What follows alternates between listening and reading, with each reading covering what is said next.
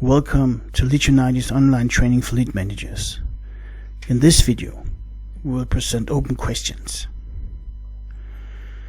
Open questions is one of the 4 ways of asking questions, and perhaps the most important one. Important because it will help us get information, activate the other part, show interest.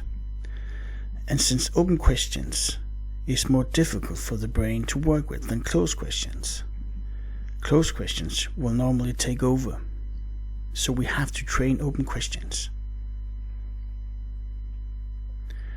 Open questions is good at getting a dialogue started. But be aware, because open questions have different characters, so you should start with easy to answer questions at the beginning of a dialogue, like, how can I help you? Studies shows that if a person is being part of dialogue, the chances for a positive outcome increases a lot. We get information, we get insight when we ask open questions.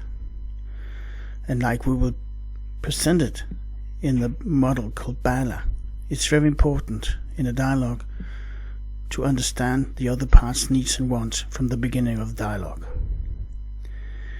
We get the other person to think or reflect about things. And also one of the benefits by asking open questions is that we get a soft acceptance if we ask in the right way, like, how do you feel about this? And we could also use a way of open questions to activate the other part. We'll get back to that in another video. But that's where we use open questions in a very specific way, like, what would it mean to you if we could something? Here are a few examples of open questions. How can I help? What is your name? When should deliverance take place? Who is responsible? What do you think went wrong? All these questions are questions where the other part will give us information.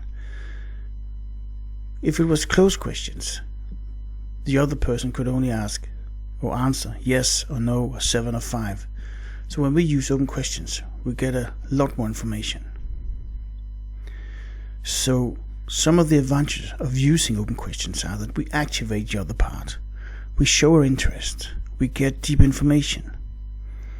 Some of the disadvantages is that we get long dialogues, we could get that, and we could also lose control sometimes. For instance, if we have a dialogue where the person has a personality called I in the DISC model, or an entrepreneur, because these people tend to just come up with the whole life story if we ask them an open question. So that's where we should go in and take control of the dialogue again.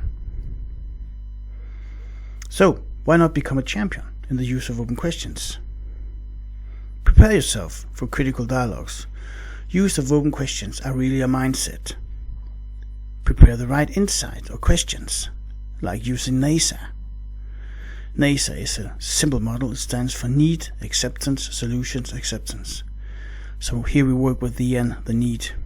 Questioning is placed in the subconscious level, meaning that you cannot simply be worried every time. That's why you need to train. You need to formulate at least the 3 or 4 or 5 most important open questions. And train it. Train your questioning. The way you train your questioning is by taping it or recording it. Because like we just put it, asking questions is in the subconscious level. So you will not remember the question you have asked when a dialogue is finished. That's why you should record it. So you can hear it, you can hear the way you asked your questions, the way the other person answered, and stuff like that.